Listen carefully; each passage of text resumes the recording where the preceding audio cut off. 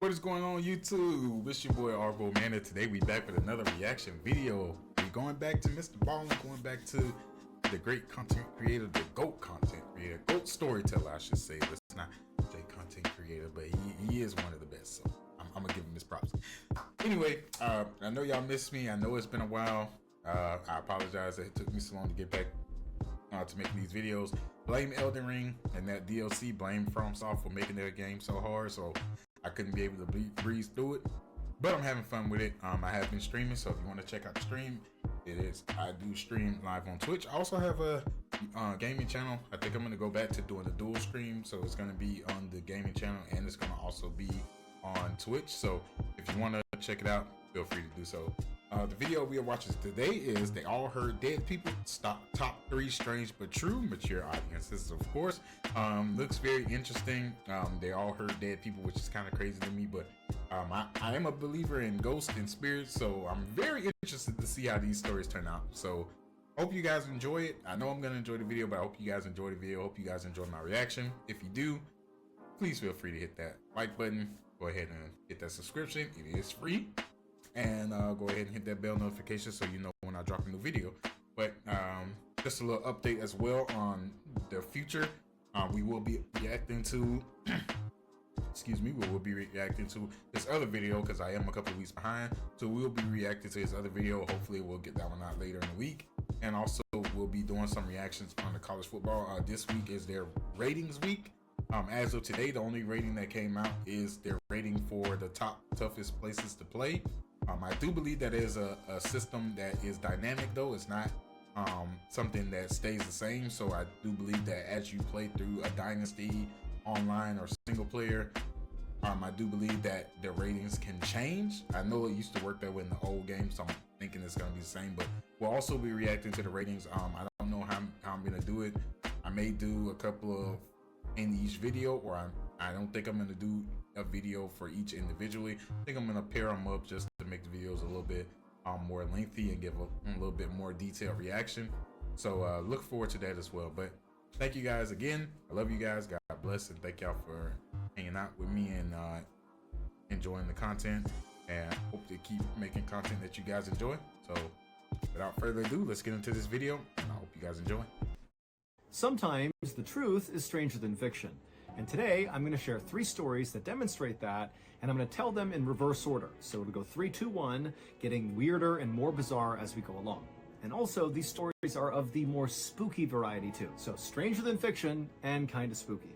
But before we get into those stories, if you're a fan of the strange, dark, and mysterious delivered in story format, then you've come to the right place, because that's all we do, and we upload once a week.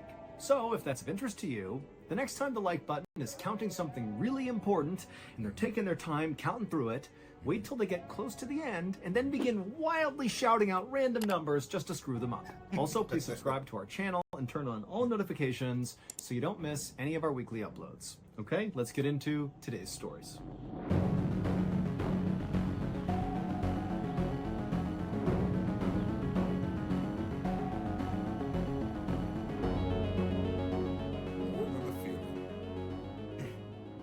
At around 5 p.m. on August 29th, 1954, a 53-year-old woman named Juliet Exline had just sat down on her couch with a book inside of her home in Los Angeles when she got this weird wave of anxiety that kind of rushed over her.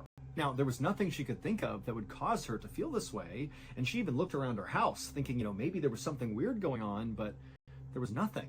And so finally, Juliet, she put her book down and just took a few calming breaths to kind of go back to normal. Like, she didn't know what was going on, but she could tell she was super anxious. Now, generally speaking, Juliet was a very mellow person. She was not prone to anxiety attacks like this, and so that kind of caught her off guard.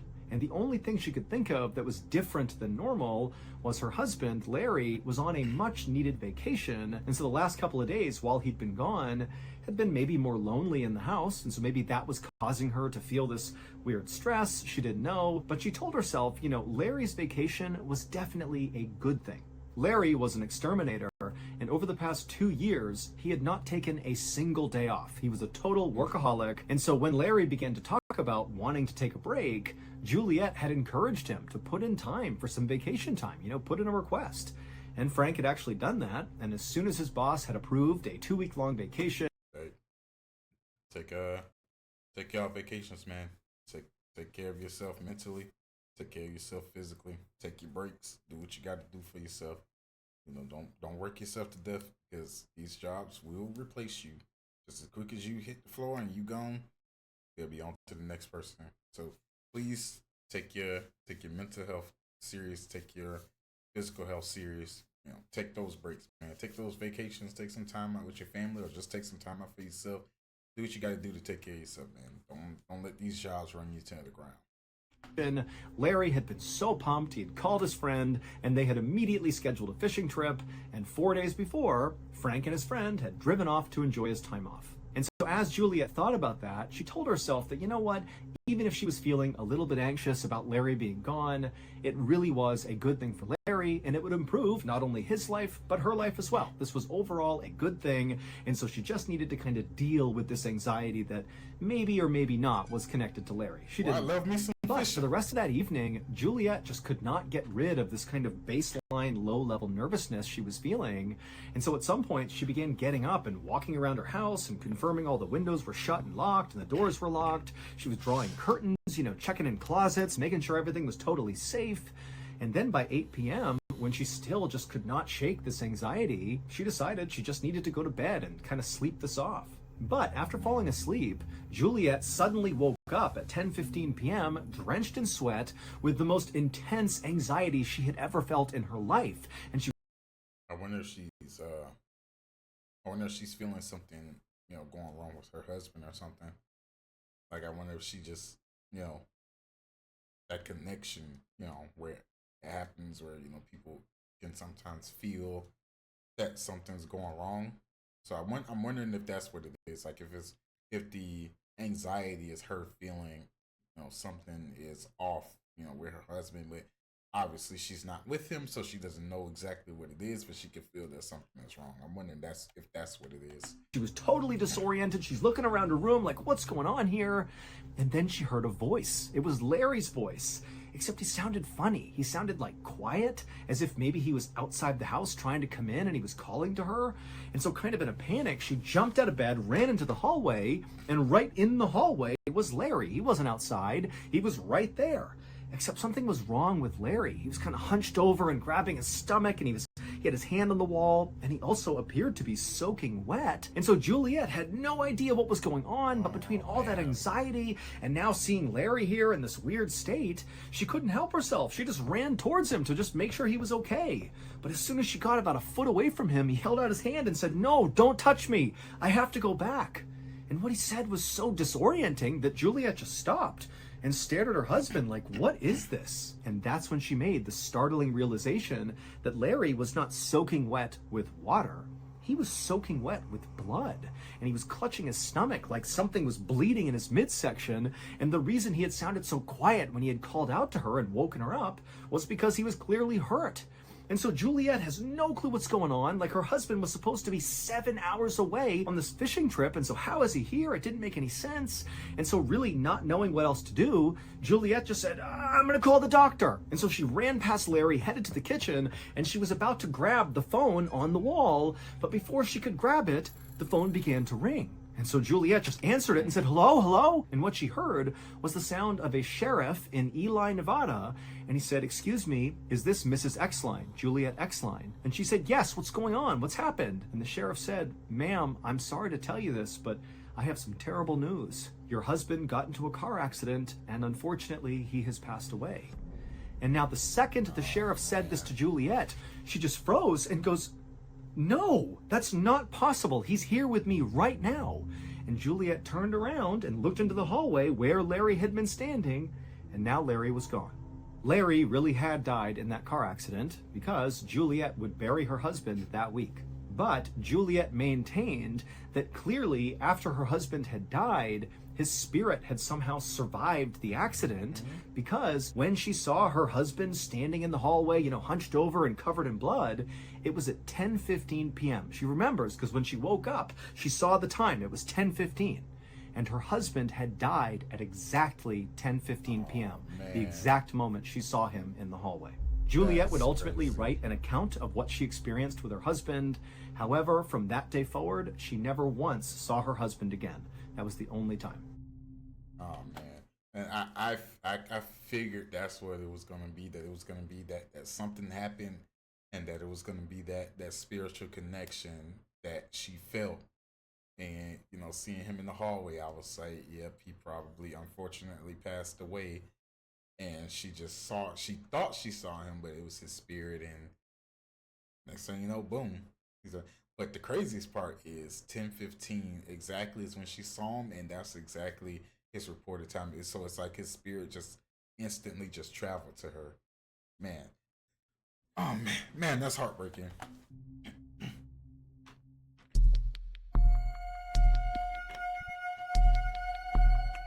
At 12:30 p.m. on March 7th, 2015, a police officer named Tyler Beddoes, along with his partner, were driving in his police cruiser near the Spanish Fork River in Utah when suddenly a police dispatcher came on over the radio. And this dispatcher was speaking very urgently and said, "Hey, a fisherman has just called in to say that he spotted what looks like an upturned SUV partially submerged in the Spanish Fork River right underneath the bridge. And whoever is closest to this bridge, get over there and see if there's anybody inside the vehicle that can be saved." And so Officer Beddoes and his partner, they knew they were very near this bridge. And so immediately they banged a U-turn, they drove to the bridge, but from the road they looked down and couldn't see any SUV. But they saw there were some firefighters and paramedics that were also converging at the spot on the road, and everybody's getting out and running down to the riverbank. And so Beddoes and his partner did the same thing. They got out and they ran down, and then finally when they got to the riverbank and they saw underneath this bridge, sure enough, there was this red SUV, upturned, partially submerged, and he noticed right away that none of the doors had been opened in this SUV, and so it meant whoever was driving this vehicle when it flipped over very likely was still inside. And so Officer Beddoes and his partner and the other first responders just jumped into this icy cold river and began making their way closer and closer to this upturned SUV, which again, it's not fully submerged. It's like a third of the way underwater. So if you were sitting in the seat inside of this vehicle and you were an adult, your head would basically be in the water if you were still strapped into the seat. And as they're making their way towards this SUV, when they got close enough, they began hearing a woman inside of the vehicle screaming, "Hey, we're in here, come over here, help!" But when Officer Beddoes and the rest of the first responders actually reached the SUV, the water was so murky and it basically completely covered up the windows that they weren't really able to look into the vehicle. They could just hear this woman yelling, but that was it. And then when they tried to open up the doors, they couldn't do it because the roof had begun to cave in, and so the actual framing of the door wouldn't open. And so all these first responders, it's like their adrenaline's pumping and they're like, "Come on, we got to push this thing up onto its side so we can get in." And so all these first responders are pushing, and slowly but surely they began to raise the side of this vehicle up until the windows suddenly were clear, and Officer Beddoes and the others were able to look into the car, and they saw there was a woman in the driver's seat and there was a baby in a car seat dangling upside down in the back seat, still strapped in. And so Beddoes began screaming, "There's a baby in here, there's a baby in here." And suddenly it was like everybody got extra strength and they pushed this vehicle all the way up onto its side. And then one of the firefighters climbed up onto the side of the car, which now was the highest point of the car. And he reached in and he clipped the straps holding the baby who had been upside down, dangling there, cut the straps and pulled the baby out and handed the baby over to Officer Beddoes. And then the firefighter began doing the same thing to get the woman out. But Officer Beddoes at this point, he just took this baby, he turned away, he figured the first responders will handle this woman and he's gonna take this baby to safety because he couldn't even tell if the baby was alive or not. And so he's cradling this baby, he's rushing back through the water, back to the riverbank, and then he hands the baby over to the paramedics, and right as he does, he sees this little baby begins to move its arms and flicker its eyes, and he wanted to weep out of relief that this child was okay. They put the baby onto a stretcher, they put the baby in the ambulance, and they whisked the baby away to the hospital where this baby would survive. But after the baby had been taken away, Officer Beddoes turned his attention back to the SUV and back to the woman to see how she was doing. But he could tell right away from the way people were acting, all the other first responders that were still dealing with the crisis in the water, the way they were acting indicated that something is off here. Well, it would turn out 14 hours earlier, so at around 10 p.m. the previous night, a 25-year-old woman named Jennifer Grossbeck had just left her father's house in Salem, Utah, and in her car was her little 18-month-old baby, Lily, who was in the back seat. And after Jennifer pulled away from her father's house and her father's on the porch waving to her, she began driving towards her home. But something happened around 10:30 p.m. that night. We don't know what, but something caused Jennifer to careen off the road on that bridge and flip over and land in the water. Maybe she fell asleep at the wheel or an animal jumped out, we don't know. But we know at 10:30, she careens off the bridge and she lands in that river. And then for 14 hours, she and her baby remained upside down in that river. Until finally, Officer Beddoes and the other first responders came rushing over to open it up and get them out of there. And if you recall, all the first responders, Officer Beddoes included, heard Jennifer screaming that they were in the car, "Come save us, please." But what they would find out is that could not have been Jennifer, because Jennifer was killed on impact when the car fell into the water. Only Lily survived the crash, and then Lily, who's nearly hypothermic and she's upside down with water like 2 inches away from her head, for 14 hours she dangled there, and when she was pulled out, according to doctors, was like a couple of minutes before she would have died from hypothermia. And so without that voice, Lily almost certainly would have died, because it was the sound of that voice that really encouraged all these first responders to find the strength and get that car up on its side and then get the baby out of there. We don't know whose voice that belonged to, but for sure, it saved Lily's life. And again, baby Lily would make a full recovery, and to this day, Officer Beddoes and the other first responders, they know what they heard, and they do not have an explanation for it. Oh man, that's. Do you like scary stories about cryptids? That's the mom. She Man, 14 hours. That's insane.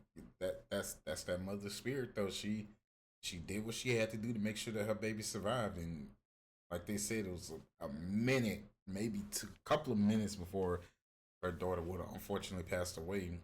But she did what she had to do to make sure that her baby survived. And unfortunately, we don't know what happened. And I'm not gonna blame the mom for whatever happened. It's a tragic accident, but it's crazy how spirits work, man. And I believe in spirits. I do believe in ghosts and stuff like that. So it's crazy how these things turn out. And thankfully, she was able to somehow speak to those first responders and tell them, "Hey, my baby's here," and they found the strength to save that baby. And I'm glad the baby was saved. Unfortunately, the mom passed away, which is sad. I was expecting her to survive as well, but man, that's the way spirits and things like that work. It's insane. But man, I just that's what mothers do for their children. So I'm not surprised that she found some way to save her baby. I'll just say that I'm not surprised at all. The paranormal, the supernatural, bizarre true crime. Of course you. Path home. At around 9 p.m. on October 26, 2009, a 19-year-old college student named Miyako Hiroka bagged up the last bit of trash inside of the ice cream parlor where she worked, and she dumped it into a bag and she tied that bag up. It was closing time, and so Miyako looked around the inside of the parlor, made sure everything was where it was supposed to be, and then she flipped off the lights, threw her purse over her shoulder, she grabbed that bag of trash, she headed outside the parlor, she shut and locked the door, she dumped the trash in a nearby bin, and then began walking towards the exit of the mall, which is where this parlor was located. It was inside of this big mall. Miyako went to school in a city called Hamada City, which is located on the coast of Japan in an area called the Shimane Prefecture. And Hamada City was a totally beautiful and very remote location with these amazing beaches and unbelievable mountains with all these ski resorts on it. I mean, this was an incredible place to live. But as much as Miyako did love living there, she was actually far more excited about where she'd be living the next year because she was doing an exchange program. She'd be studying in Russia, and that was so exciting for her. And in fact, this exchange program was the reason why Miyako had picked up this job. Fun fact, I always wanted to learn Russian. I actually know somebody that speaks Russian, and he told me it's very difficult, but I still want to learn. So I think I'm going to do that one day. job at this ice cream parlor because she came from a family that was not poor by any means, but they didn't have a lot of extra income, and Miyako felt strongly that she really wanted to pay her way to go do this big Russian exchange program because it wasn't cheap, and so she was picking up as many shifts as she could to save up money to pay her way. And so Miyako eventually reached the exit of this mall, and she stepped outside into the night, and then she had a decision she needed to make, and she needed to make this decision every night after work. There were two ways that she could get back to her dorm, which was located about a mile away. The quick way would be to just hop on a bus and have the bus take her to her dorm, but that cost money, and remember, Miyako is trying to save up as much money as she can to pay for Russia next year, and so taking the bus just felt like, not really worth it. And the other option, which was free, was much longer and frankly just plain spooky, and Miyako hated it. What it entailed was basically just walking to her dorm, but it would mean walking for about a third of a mile through this really spooky forest that looked like it was straight out of a horror movie. Now, up until recently... Nope, we getting on the bus. I know I want to save money. I ain't walking through no forest. We getting on the bus. Whatever money, I might have to just do some overtime or figure out a way to make that extra money up. But we getting on that bus. Miyako's co-worker had always left with her at the same time, and they lived roughly in the same area, and so they would walk together through that forest, saving money, and also, providing each other security as they went through the spooky area.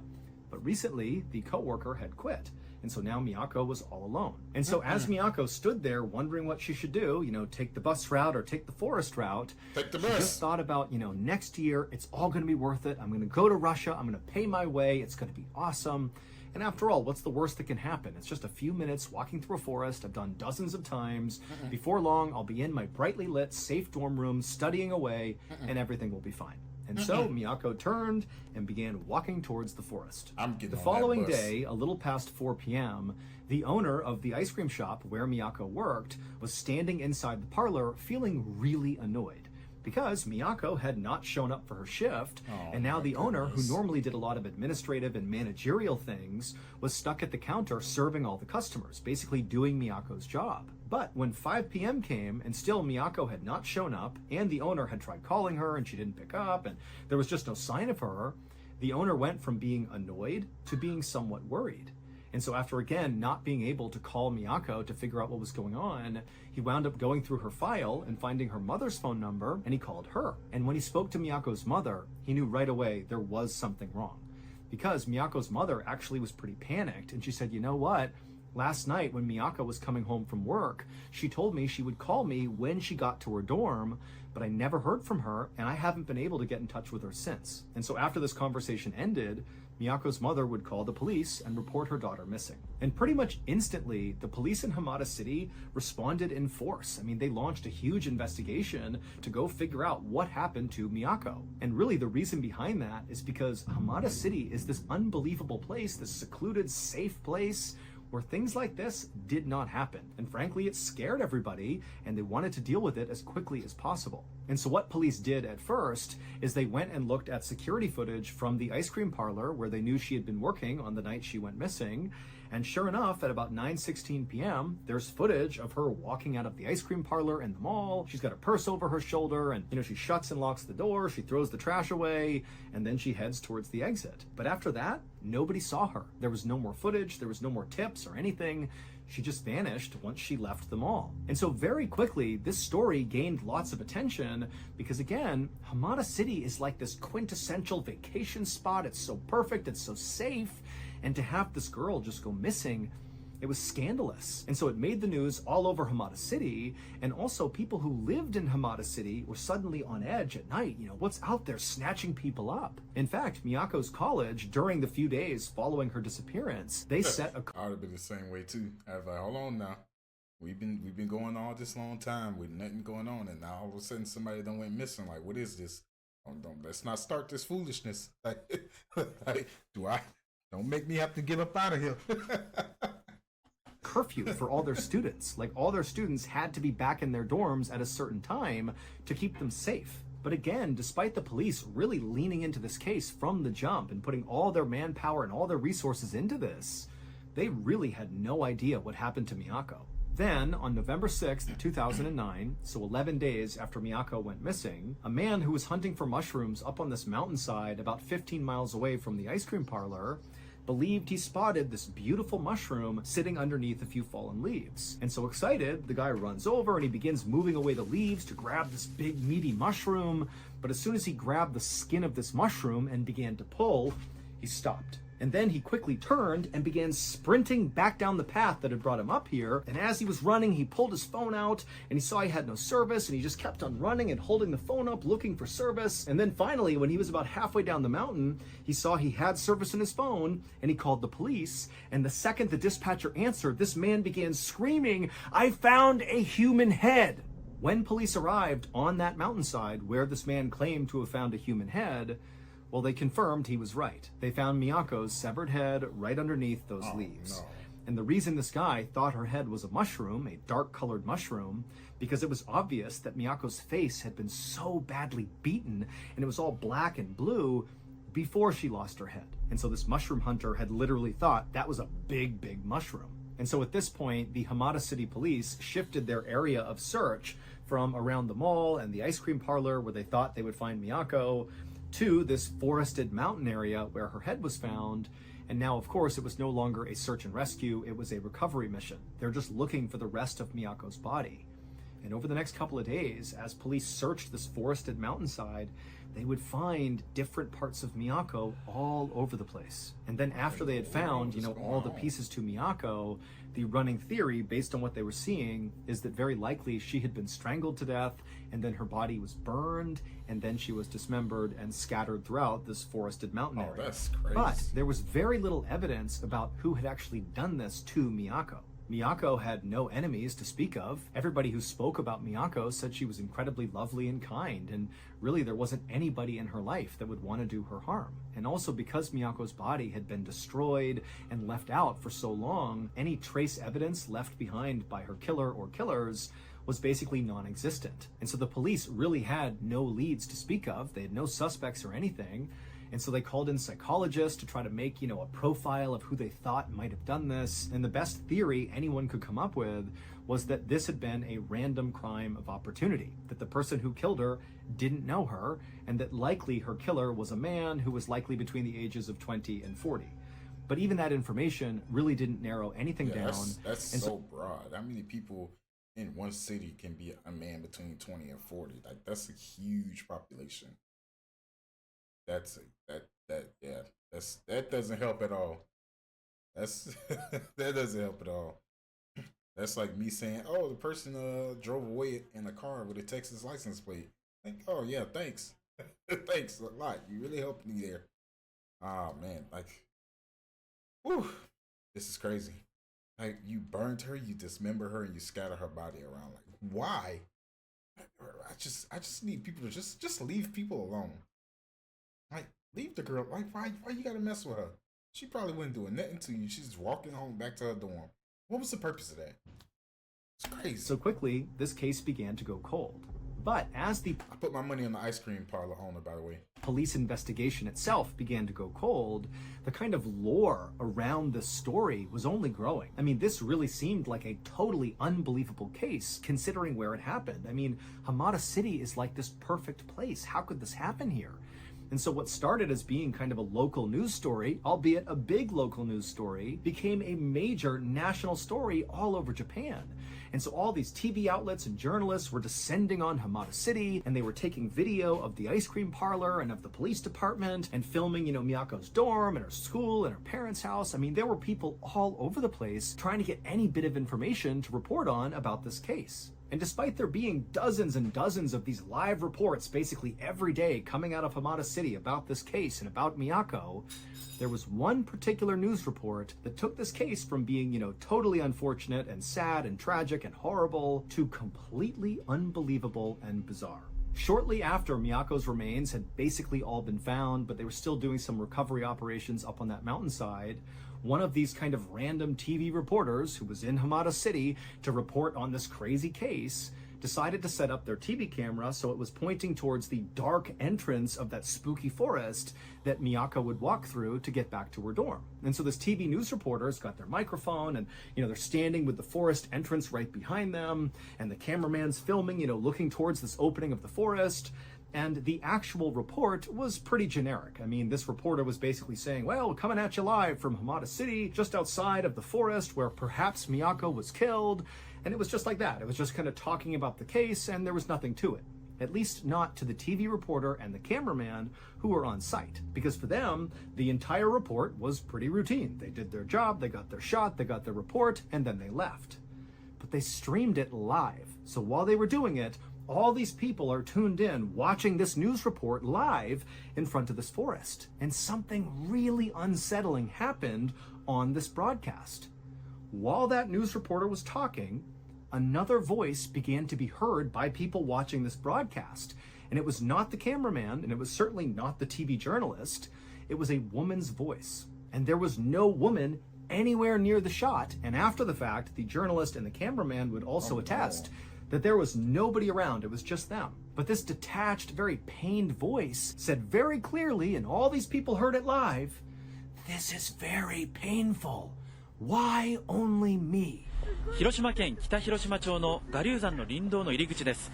今日の捜索は午後5時で終了し、私の後ろに張られていた規制線も現在は解かれています。And so after this news report happened, this story, this case of that literally made my skin just kind of, the chills that went through my body just that about Miyako went from being just a Japanese story to being like an international sensation, because everybody believed when they saw this video that that voice that was heard was Miyako's ghost, basically talking on camera. That's why you can't see her. It's her spirit communicating with the living world. However, despite that drawing even more attention to this case, it didn't remotely help the police actually solve the case. They still had no idea who did this. And that's how this case would stay for years, just totally stalled. That is, until 7 years later, when a police officer was conducting a routine police review of old criminal case files that hadn't been solved, going through them all to see if maybe evidence had been missed, and maybe that was why the case had not been solved. And so this police officer is looking through all these case files, and when they landed on the Miyako case, they did discover a piece of evidence that had been totally overlooked. It was the file of a convicted sex offender named Yoshiharu Yano.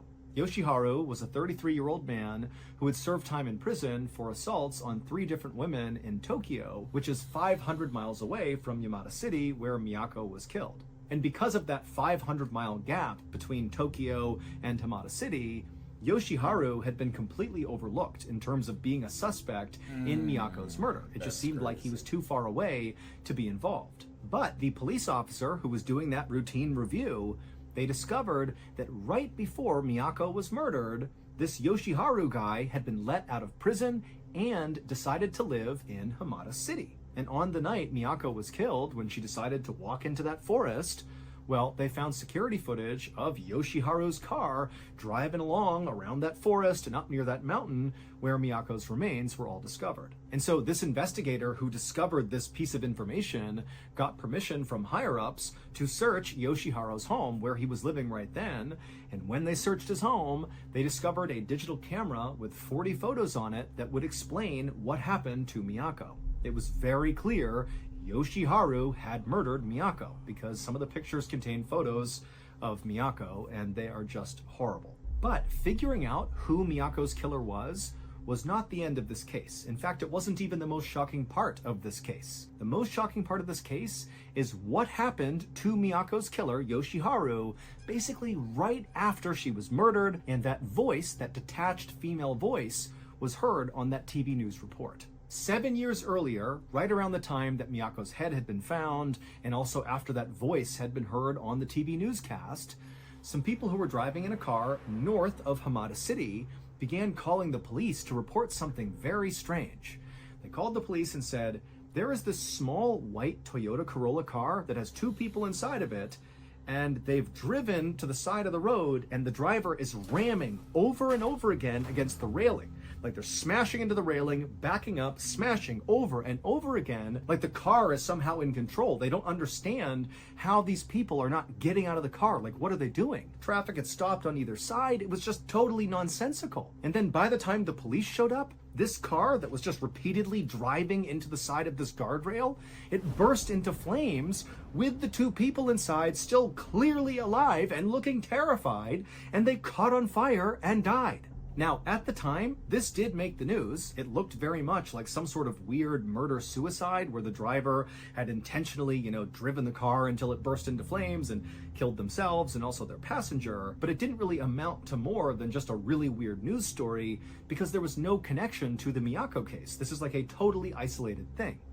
However, 7 years later, when that police officer discovered the link that Yoshiharu was in Hamada City, and then they figured out, yep, Yoshiharu was the killer, well, suddenly, that totally weird murder-suicide took on a whole new meaning because the driver of that car was Yoshiharu and the passenger was his mother. And again, from eyewitness testimony, it didn't really make sense the way this all happened. It was almost like the car was possessed or something, that, the passengers couldn't control it. Now, who knows if that's true, but when you combine it with the sound of that female voice on the TV news camera that everybody assumed was Miyako's ghost saying, "This is so painful, why only me?"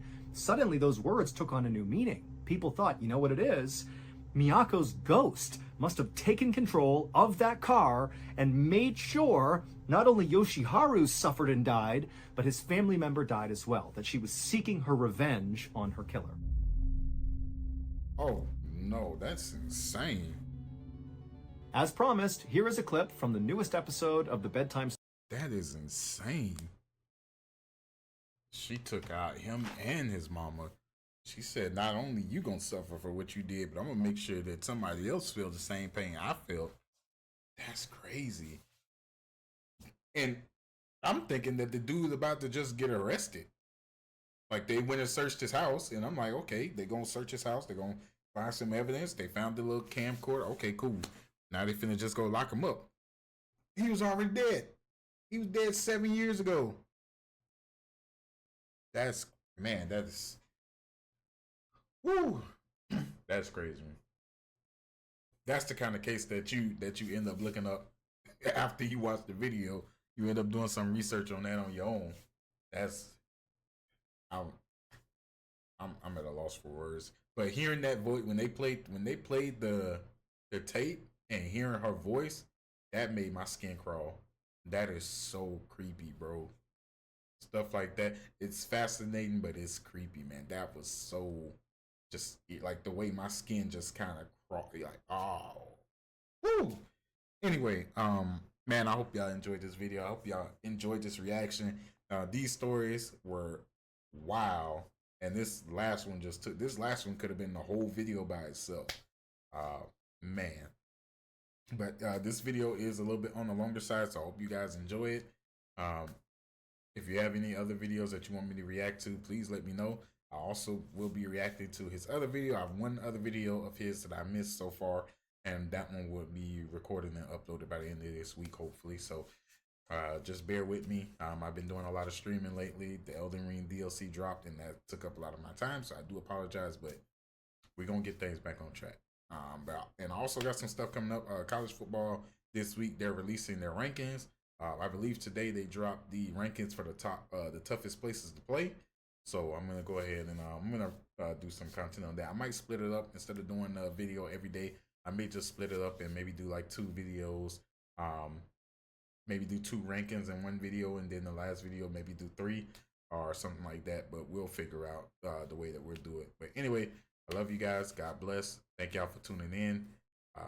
Please feel free, if you enjoyed the video, please feel free to hit that like button, hit that subscribe button, hit that bell notification so you know when I drop something new. And yeah, I'll catch you guys in the next one. Peace.